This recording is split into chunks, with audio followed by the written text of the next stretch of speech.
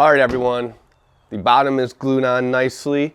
I took all yesterday off because the glue up was whooped me, man. It doesn't seem like it's that much, but you're going full speed for like 4 hours straight, stressed out that the epoxy is gonna cure before you get it actually all attached. So it was a big job by myself. So today I'm gonna take my electric planer, get this close, then I'll use a hand plane and a sander and basically fair this bottom piece to the side.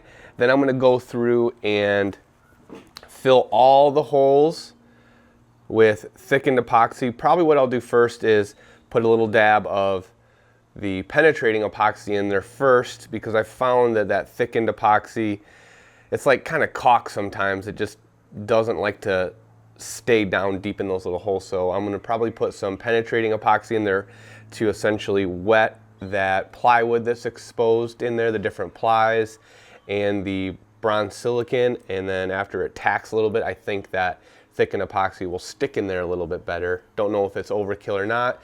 And then I will go through and sand everything, the whole entire bottom, and get it ready for fiberglassing. So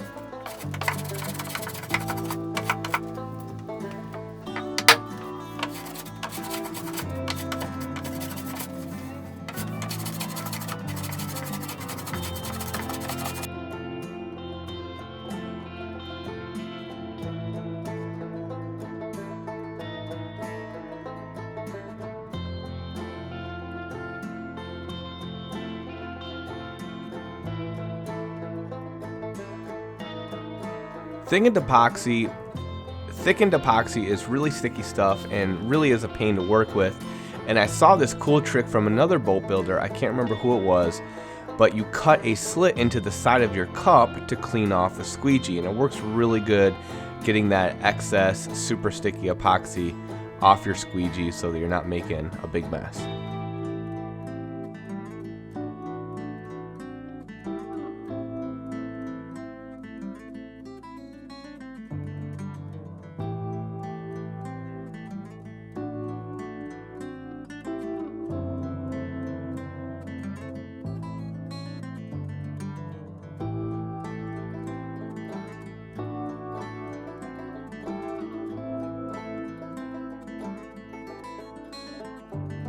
All right, everyone, it's time to fiberglass the hull. I'm super nervous about this.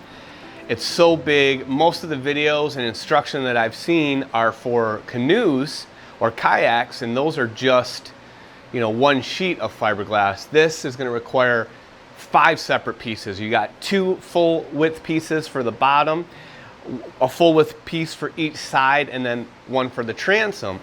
So what I'm gonna do, I don't know if this is correct, hopefully it works, I put a little bit of epoxy on the edge because I'm going to use that to kind of hold up the side pieces. I'm going to put the side pieces on first, overlap about 2 or 3 inches.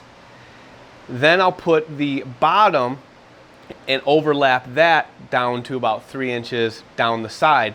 The sides will be a 6-ounce fiberglass. The top's going to be 10-ounce. The heavier they are, the thicker and the more durable they are. So the bottom, which will take a lot more abuse, we're doing 10-ounce.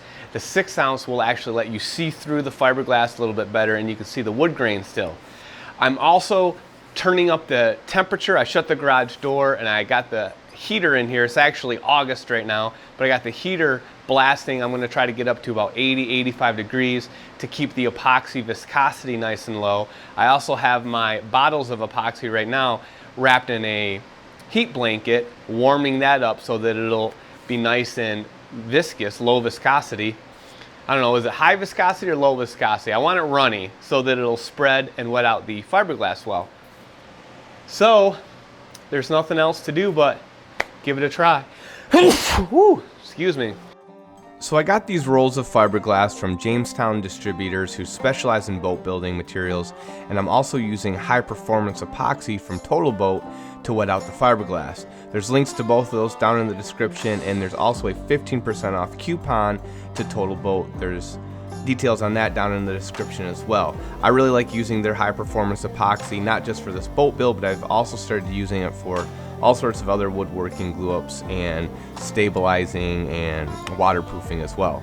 So like I mentioned before, I have the shop nice and warm so the epoxy flows well, and I also pre-warmed the epoxy by sitting them in jugs of warm water so that they have very low viscosity.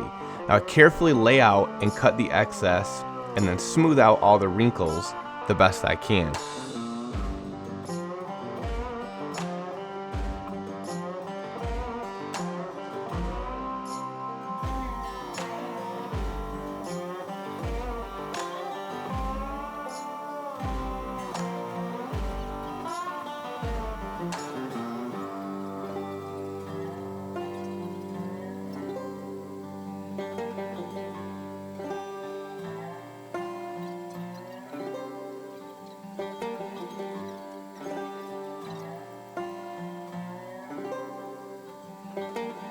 Now in mixing epoxy, I think it's safest to always go back and forth between the resin and the hardener rather than do all the resin first, then all the hardener. It's really easy to lose track of how many pumps you did, and if you do lose track, you have to pretty much just throw it all away, because if you don't get that mix just perfect, your epoxy won't set up properly. Another thing you can do is take the caps off and pour them into the mixing cup using the graduations on there to get the right ratios. And it's really important to always mix your epoxy for at least 2 minutes.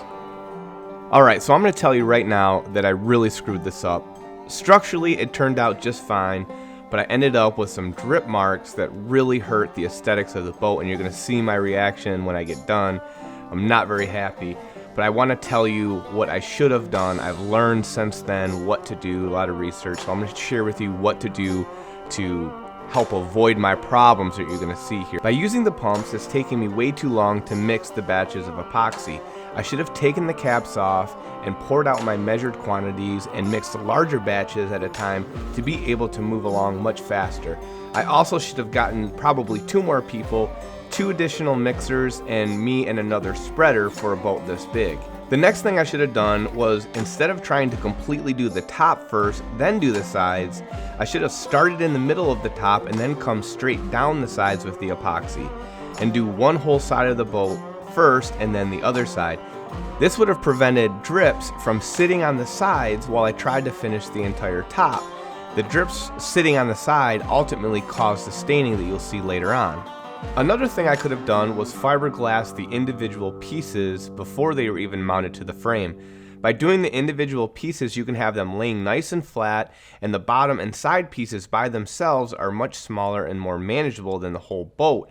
I knew this method before, but I thought it would be harder to bend the plywood once they were fiberglassed, but apparently drift boat builders do it all the time, and it's definitely something I should have considered. Then all you need to do once the pieces are mounted to the frame is just fiberglass tape those seams, and it's just as strong as it would be doing it this way. And finally, I could have just rolled the entire boat first with a layer of penetrating epoxy. That would have given it a nice even coat, and I would have avoided any runs or drip marks. Then I could have just laid the fiberglass while it was tacky, which makes getting the wrinkles out harder, or I could have let it dry and then scuff it with sandpaper so I could still get that mechanical bond when I lay the fiberglass and those flow coats of epoxy. So there's a lot that I definitely could have done differently, and I wish I would have known about, and if I ever do this again, I'll do a much better job. But hindsight's always 20/20. I have to live with it, and it's not the end of the world. All right. I got 2 coats on this boat, and it went horribly. I'm absolutely devastated right now. It looks like shit. I bit off way more than I can chew. I even had my wife help me. I called my mom up to watch the kids so my wife could come up and help me, like stirring the epoxy. I just couldn't keep up with it. I couldn't go fast enough to do it properly. So on the second coat, I used this foam roller, and that worked a little bit better. I just ran to Lowe's and got a bigger one, and actually instead of foam, it's like a nap. I'm gonna try that to get the final coat, maybe 2 coats, but here's one of the problems right there. On my initial coat, I did the top, and some of the runoff got on the sides. Well, I thought I'd have enough time to get over to the sides and work those in with fresh epoxy while it was still wet, but something went wrong. It either cured a little bit, but it's showing up as these run marks, and I just don't understand why they didn't blend in. And it's devastating because I really, really wanted to finish this boat bright, have the whole outside this nice wood. I took so much care making sure I didn't hurt anything on it. I used the bronze nails and all that crap, and I frickin' ruined it. Man, I am pissed off. It was hard to know what to do because there's not a lot of information that I could find on fiberglassing a boat this big. Like you see a lot on kayaks and canoes, and that's much smaller and definitely manageable to do. But with this, I did not have enough time. I needed like 2 or 3 more people, and